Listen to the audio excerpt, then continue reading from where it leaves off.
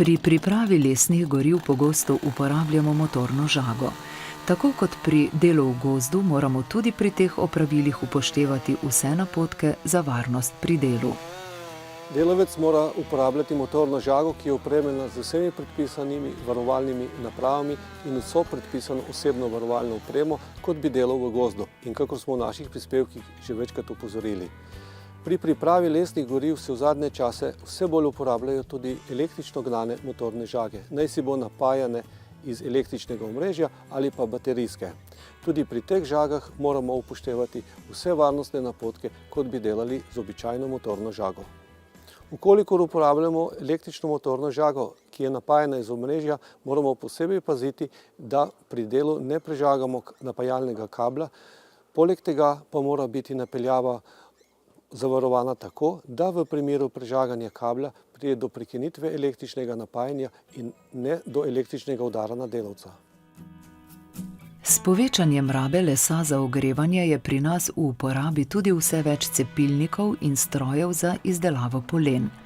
Najpogostejše poškodbe pri delu s temi stroji so udarnine, zmečkanine, ureznine in zlomi.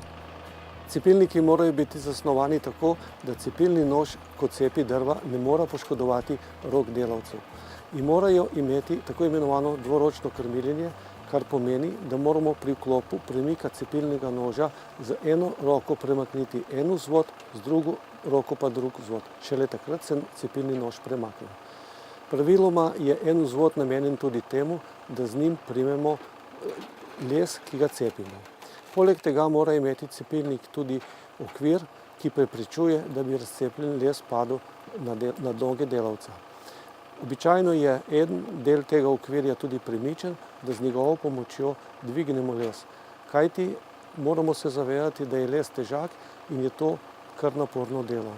Zato je priporočljivo, da imamo pri cepilnikih tudi nameščene manjše vitle, s katerimi privlečemo les do samega cepilnika in ga postavimo po koncih. Je pa to nevarna situacija oziroma dvignjen les lahko delavcu pade na noge. Zato je obvezna uporaba osebne varovalne opreme, predvsem varovalnih čevljev z zaščitno kapico za prste. Poleg tega pa moramo uporabiti primerno oprijeto obleko, pa tudi priporočljiva je uporaba čelade. Pa ne zato, da bi les, ki se cepi, lahko udaril delavca v glavo, pač pa zato, ko se delavec skloni, da se z glavo ne udari v del cepilnika in poškoduje glave. Za razrez cepanic, pa tudi drobnejših goli, najpogosteje uporabljamo klasične krožne žage, to so krožne žage z nepremično mizo. Tudi pri teh žagah, tudi če jih izdelamo sami doma, moramo upoštevati, da morajo imeti nameščene vsaj osnovne varovalne naprave. To je razporni klin, ki nam prepreči, da bi krožni list vrgel od zadaj naprej les, ki ga odžaga, pa tudi zgornje varovalo za ta krožni list in varovalo oziroma pokrov za pogonski del oziroma pogonska jermena. Pri delu s krožno žago moramo uporabljati tudi osebno varovalno opremo, kot so varovalni čevlji z varovalnimi kapicami za prste, rokavice in očala. Priporočamo pa seveda uporabo oprijete obleke, kakor tudi glušnikov za zmanjšanje hrupa in preprečitev obremenitve ušes s hrupom. Za razrez cepanic so veliko bolj priporočljive namenske krožne žage, naj si bo prevesne ali pa pol samodejne krožne žage. Posebej te se v zadnjem obdobju vse bolj širijo, delujejo pa tako, da delavec v žagalno korito vrže cepanico, potem pa žaga samodejno razžaga cepanico na polena in jo s transportnim trakom odloži na prikolico ali za to namenjeno mesto. Tudi pri uporabi namenskih krožnih žag za razrez cepanic je potrebno uporabljati osebno varovalno opremo. To je varovalne čevlje z varovalno kapico, rokavice in tudi glušnike za varovanje ušes pred visokim hrupom. Pri rezalno-cepilnih strojih, ki les razrežejo na dolžino polen in ga potem razcepijo v polena, je najbolj problematično oziroma nevarno nakladanje hlodov na dovajalno mizo. To upravljamo običajno ročno z dvižnim mehanizmom in pri tem je potrebno hlode navaliti na to dvižno napravo, ki potem dvigne. Paziti moramo, da nam hlodi ne padejo na noge. Obvezno pa moramo uporabljati varovalno opremo, predvsem za noge, to je zaščitne čevlje z zaščitno kapico za prste. Delavec, ki krmili stroj, mora stati na trdni podlagi, da pri krmiljenju stroja ne zdrsne. Pod trakom, ki zrezana polena odlaga na prikolico ali na paleto, ne sme stati nihče, saj mu lahko zrezana polena padejo na glavo in ga poškodujejo. Če pri uporabi rezalno-cepilnega stroja pride do zastoja ali okvare, na primer, da nam odrezan kos lesa pade na nož tako, da ga ni mogoče razcepiti in ga je treba ročno izvzeti iz cepilnega korita, je stroj zasnovan že tako, da se samodejno ustavi, ko dvignemo varovalni pokrov. Ukolikor pa pride do okvare na pogonskem mehanizmu ali na hidravličnem delu, pa moramo pred popravilom obvezno zaustaviti pogon in izvleči kontaktni ključ iz traktorja. V Sloveniji se je v zadnjih 10 letih zelo razvil tudi trg lesnih sekancev. Po podatkih Gozdarskega inštituta Slovenije letno z več kot 120 sekalniki izdelamo več kot 2 milijona nasutih metrov sekancev. Sekalniki za sekance so stroji z vrtečimi in premikajočimi deli, ki so lahko zelo nevarni. V skrajnem primeru delavca potegnejo tudi v stroj, kar se je v Sloveniji že zgodilo. Pri manjših sekalnikah, ki polnimo ročno, nikoli ne segamo v vstopni lijak ali pa se nagibamo v vstopni lijak. Manjši sekalniki za ročno polnjenje morajo imeti obvezno ob robu lijaka nameščen vzvod, ki izklopi dovajalne naprave, če se kdo po nesreči nagne proti lijaku. Teh naprav oziroma tega vzvoda ne smemo nikoli blokirati ali ga odstranjevati. Pri ročnem polnjenju je to delo zelo naporno, zato moramo paziti, kako dvigamo les, poleg tega pa paziti, da ko les sekalnik vleče v sam mehanizem, da nas ne udari, saj lahko les niha levo ali desno. Delavec oziroma delavci, ki polnijo sekalnik, morajo obvezno uporabljati osebno varovalno opremo, kot so varovalne čevlje z varovalnimi kapicami, rokavice in obvezno čelado z glušniki in mrežico za varovanje oči. Ukolikor sekamo zelo suh les, se ta lahko tudi drobi in praši, v tem primeru priporočamo uporabo dihalne maske. Danes večino uporabljamo večje sekalnike, ki jih polnimo strojno. Če je sekalnik namenjen za strojno polnjenje, ga lahko polnimo izključno strojno, to je z dvigalom. Nikakor pa ne ročno, saj nima nameščenih varovalnih naprav, ki bi izklopile dovajalne naprave, če se nagnemo v lijak. Pri polnjenju z dvigalom moramo paziti, da je v delovnem območju dvigala samo delavec, ki krmili dvigalo, vsi ostali pa morajo biti oddaljeni najmanj za 2 dolžini hlodov. Pri sekalnikih moramo posebej paziti, če pride do zastoja ali pa zamašitve sekalnika. V tem primeru moramo obvezno počakati, da se vsi vrtljivi deli, posebej sekalni boben, zaustavijo, izklopimo pogon, izvlečemo kontaktni ključ traktorja oziroma pogonskega motorja in šele nato odpremo varovalni pokrov. Ko odpravimo zastoj oziroma izvedemo popravilo, najprej zapremo varovalni pokrov in šele nato vklopimo sekalnik. Sicer lahko pride do tragedije, če pademo v sekalni del in življenje je končano. Na kakovost lesnih goriv ob tehnologiji izdelave najbolj vpliva skladiščenje. Skladišča za lesna goriva morajo biti pokrita, suha in, če je možno, tudi zračna. Na kakovost lesnih goriv, poleg tehnologije same izdelave, najbolj vpliva seveda skladiščenje. Skladiščenje je pomembno predvsem iz vidika ohranjanja kakovosti lesnih goriv, tako za nadaljnjo predelavo, za nadaljni transport ali pa za samo energetsko konverzijo. Pomembno je, da je skladiščni prostor zračen. To pomeni, da se lesna goriva odstrani oziroma da se onemogoči neposreden stik lesnih goriv z meteorno in talno vlago. Poznamo večja pomožna skladišča, ker so koncentracije lesnih goriv večje, na primer ob izdelavi, in lesna skladišča, ki so namenjena individualnim kuriščem oziroma stojijo v bližini kotlovnice, kot so naše drvarnice, lope ali pa mrežniki in tudi zalogovniki za pelete in lesne sekance. Z vidika varnosti je skladiščenje pri večini uporabnikov lesnih goriv ponavadi povezano z uporabo osebne varovalne opreme pri zlaganju polen, vendar že samo pri skladovnicah upoštevanju vseh odmikov njihovih višini je potrebno zagotoviti ustrezno stabilnost, da je odvzem polen varen. Poleg tega imajo lastniki oziroma uporabniki lesnih goriv v razsutem stanju, kot so sekanci in peleti, zalogovnik, kjer so izpostavljeni predvsem prašnim delcem oziroma obremenitvam dihal, predvsem pri polnjenju teh zalogovnikov. Lahko so pojavijo nevarnosti samoužiga, možne pa so tudi povečane koncentracije ogljikovega monoksida in toksinov.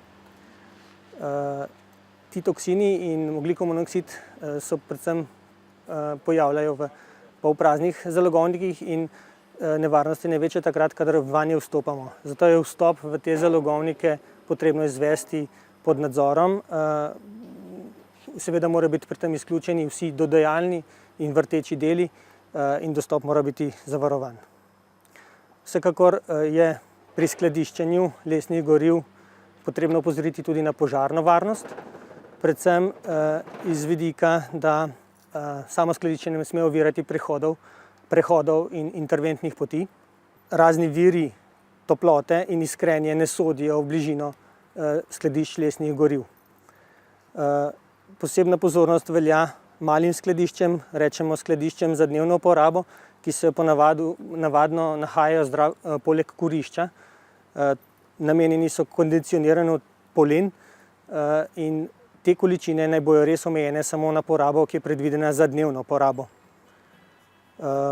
Poleg tega je v požarni varnosti pomembno opozoriti tudi na pazljivost pri odstranjevanju in odlaganju pepela in ostankov zgorevanja.